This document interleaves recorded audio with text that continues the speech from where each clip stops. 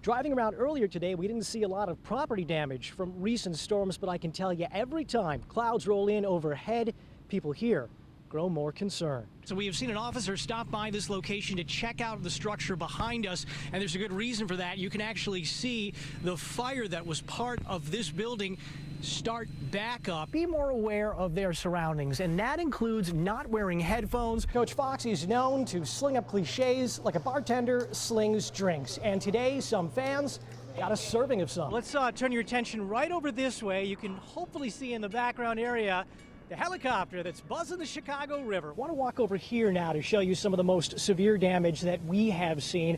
A tree in the background blocking off any cars from coming in. Fortunately, there are no injuries to report about this evening, but the U.S. Coast Guard tells us they will be shutting down a portion of the river below from around now until at least 9 tomorrow morning. That's so crews can tend to the barge below. It is partially submerged, and workers are trying to determine why.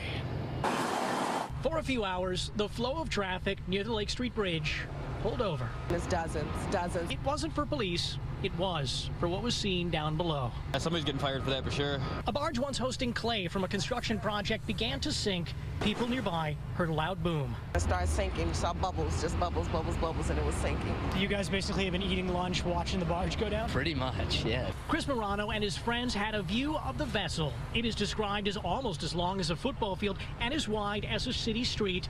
The barge slowly took on water as it may have taken on a battle with physics and lost. I would say the dirt was most focused like in the middle.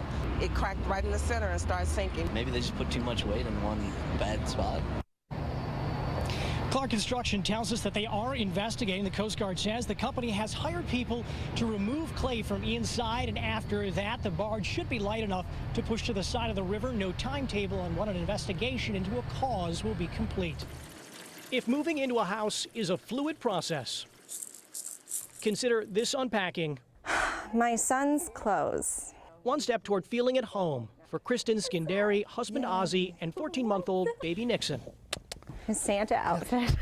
All are temporarily staying at Kristen's mom's in Des Plaines. It's not nap time yet, buddy. It is their first weekend back after a frightening journey beginning with what doctors told them was a death sentence. They said, enjoy your son because he will probably not live past the age of 3. About 9 months ago, the family learned Nixon had Gaucher's disease. That's when the body lacks an enzyme leading to organ damage. It can be as fatal as it is rare.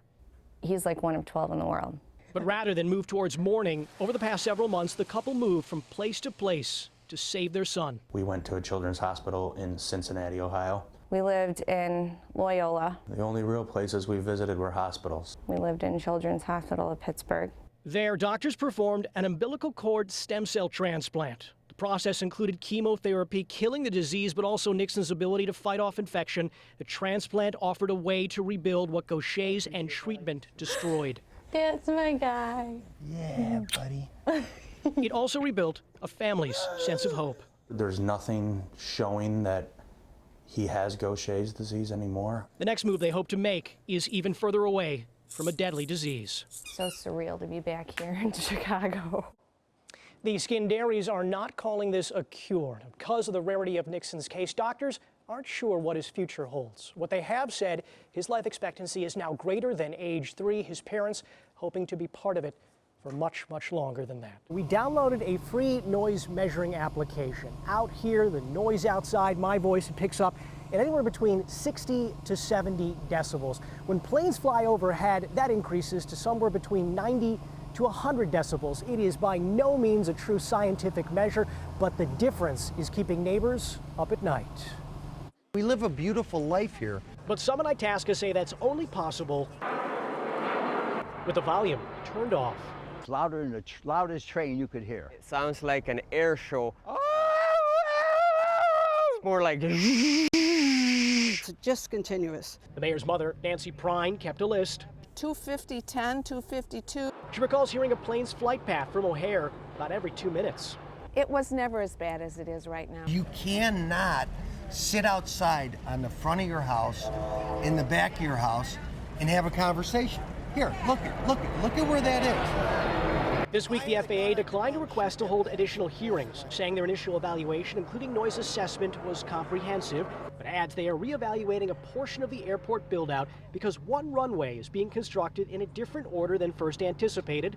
Lawmakers like Congressman Mike Quigley are working to pressure the FAA to hold hearings to alternate the use of runways in the short term. That could mean less air traffic overhead, less noise overheard. Having a hard time talking on the phone. Now you can't even watch TV. Even with the windows closed, it's difficult.